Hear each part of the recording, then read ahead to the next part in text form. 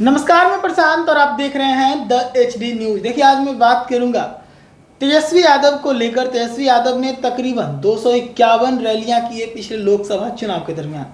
251 रैलियां भी किए और लोगों से काफ़ी कनेक्ट भी हुए, काफ़ी जन समर्थन उनके रैलियों में भी दिखा।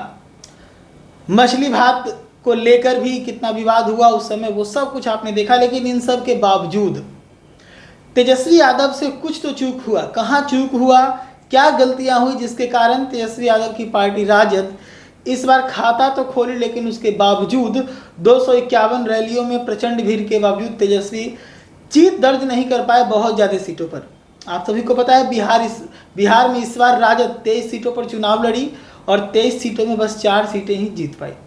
तो आज मैं बात करूंगा उन 19 सीटों के बारे में, जिन 19 सीटों पर राजद को हार मिली और उस पर राजद के द्वारा 2 दिवसीय मंथन हुआ। तो मंथन से निकलकर क्या सामने आया वो सब कुछ हम आपको बताएंगे।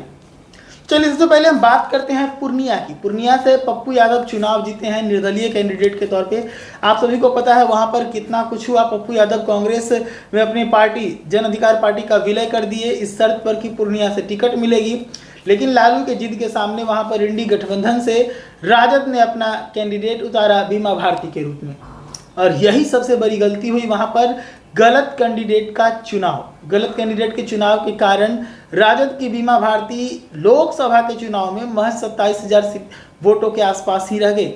नतीजा ये हुआ कि वहां से संतोष कुशवाहा जो कि जदयू के कैंडिडेट थे, उनका और पप्पू यादव के बीच का भिड़ंत देखने को मिला, जिसमें पप्पू यादव ने जीत दर्ज की। चलिए बात करते हैं दूसरे सीट की। दूसरा सीट जो है वो सारण है। सारण लोकसभा सीट की बात करें तो सारण लोकसभा में रोहिणी आचार्य के सामने राजीव प्रताप रूडी थे। ये चुनाव काफी दिलचस्प था क्योंकि रोहिणी आचार्य ने किडनी ट्रांसप्लांट में अपने पिता को किडनी दान में दिया था।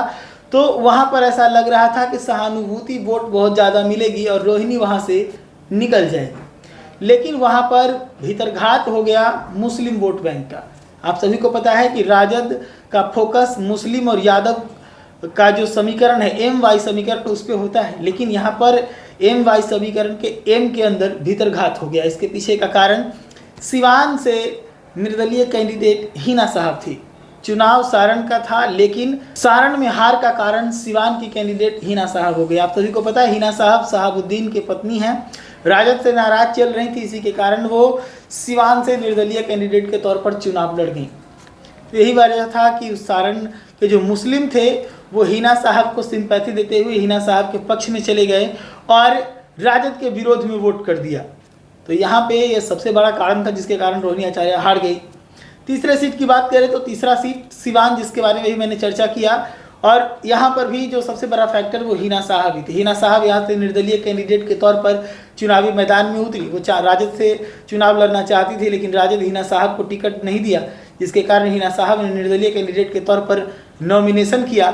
जीत तो हिना साहब को नहीं मिली, लेकिन 2 सीट सारण और सिवान में हार का कारण हिना साहब बन गई। चौथी सीट की बात करें तो शिवहर से राजद से ही पाला बदलकर जदयू में आई है लवली आनंद। वो चुनावी मैदान में थी। उनके सामने रितु जायसवाल जी थी, जो कि एक एक्टिविस्ट भी हैं और राजद के महिला प्रकोष्ठ की अध्यक्ष भी हैं। राजद में एक बड़ा ओहदा रखती हैं, प्रखर वक्ता भी हैं, राजद की प्रवक्ता भी, राष्ट्रीय प्रवक्ता भी रह चुकी हैं। रितु जायसवाल वहां पर कड़ी टक्कर तो दी लवली आनंद को, लेकिन वहां पर रितु जायसवाल के हार का सबसे बड़ा जो कारण था वो ये था कि वहां पर सूरी और तेली मतदाता जो हैं वो फैक्टर बन गए जीत हार का। सूरी और तेली मतदाता अगर रितु जायसवाल के पक्ष में चले जाते तो वो जीतते, लेकिन तेली और सूरी मतदाताओं ने नरेंद्र मोदी को पसंद किया और नरेंद्र मोदी के नाम पर लवली आनंद को वोट कर दिया। हालांकि राजपूत बहुल क्षेत्र है, राजपूतों का जो कहा जा रहा था कि नाराजगी है राजपूतों की, वहां पर वो देखने को नहीं मिली। राजपूत भी भारी संख्या में लवली आनंद को वोट किए, ये भी एक बड़ा फैक्टर था। अगले सीट की बात करें मुंगेर की। मुंगेर से ललन सिंह चुनावी मैदान में थे जदयू से। उनके सामने थे डॉन अशोक महतो की पत्नी कुमारी अनिता। अशोक महतो कुर्मी जाति से आती हैं और जबकि कुमारी अनिता जो है वो धानुक जाति से आती है। वहाँ पर एक प्रयोग किया गया कि अगर भूमिहार चला जाता है ललन सिंह की तरफ तो धानुक और कुर्मी को एक करके यहाँ से चुनाव जीता जा सकता है। लेकिन इस सीट पर एक बड़ा खेला तब हो गया जब चुनाव से ऐन पहले ललन सिंह को संपत्ति बंटवारे के लिए पैरोल मिला। संपत्ति बंटवारे के नाम पर ललन सिंह चुनावी मैदान में घूमते नजर आए और उसके बाद वहां से जो भूमिहार वोट बैंक थोड़ा बहुत छिटक भी रहा था वो एकजुट हो गया और अनंत सिंह को चाहने वाले जो लोग हैं, क्योंकि आप सभी को पता है मोकामा विधानसभा क्षेत्र में अनंत सिंह की लोकप्रियता बहुत ज़्यादा है, तो अनंत सिंह के चाहने वाले जो लोग थे वो भी एकजुट होकर ललन सिंह के पक्ष में आ गए। नतीजा वहां से कुमारी अनीता हार गई। एक और बड़ा फैक्टर ये भी था कि लालू प्रसाद यादव ने वहां पर धानु कुर्मी को एक करने के लिए खरमास में शादी करवाया अशोक महतो का कुमारी अनीता से, लेकिन लालू का यह प्रयोग वहां पर फेल हो गया।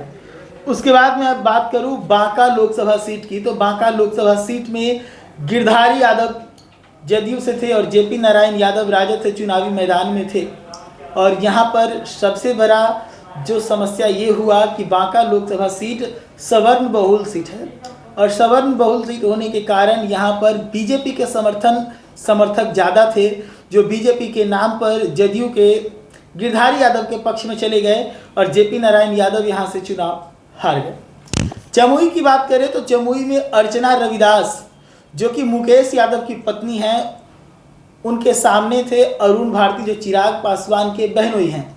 जमुई से चिराग पासवान पहले से सांसद थे। जमुई में चिराग पासवान की पकड़ बहुत मजबूत थी, लेकिन चिराग पासवान की पकड़ को काटने के लिए वहाँ पर भी लालू प्रसाद यादव ने एक प्रयोग किया था, जहाँ पर यादव और रविदास समाज को एकजुट करते हुए यादव और रविदास का जो कॉम्बिनेशन था, यानी कि कह सकते हैं कि मुकेश यादव जो कि यादव समाज में आते हैं और उनकी पत्नी अर्चना रविदास जो कि रविदास समाज से आती हैं, इन दोनों को साधने का प्रयास किया था लालू प्रसाद यादव ने, लेकिन यहाँ पर भी लालू प्रसाद यादव का जो प्रयोग था वो असफल रहा। अब आगे बात करें तो अगला जो सीट है वो है मधेपुरा से प्रोफेसर कुमार चंद्रदीप को मौका दिया था राजद ने और उनके सामने थे दिनेश चंद्र यादव को यहाँ पर जीत मिली। और यहाँ पर जो सबसे बड़ा कारण था वो कारण ये था चुनाव में गलत उम्मीदवार को सामने लाना।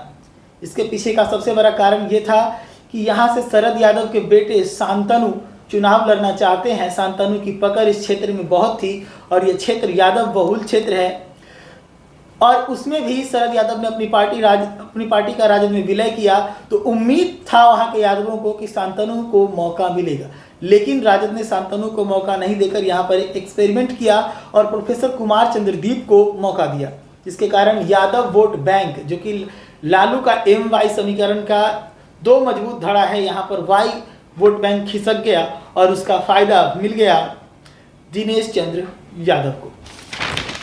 अगले लोकसभा सीट की बात करें तो अगला लोकसभा सीट है सुपौल से दिलेश्वर कामत चुनाव जीते हैं। उनके सामने चंद्रहास चौपाल जो थे वो चुनावी मैदान में थे और यहाँ पर सबसे बड़ा कारण था कि चौपाल के खिलाफ वहाँ पर एंटी इनकम्बेंसी बनी थी और इस चीज़ को राजद समझ नहीं पाई और ये नतीजा ये हुआ कि वहाँ से राजद को मुंह की खानी पड़ी।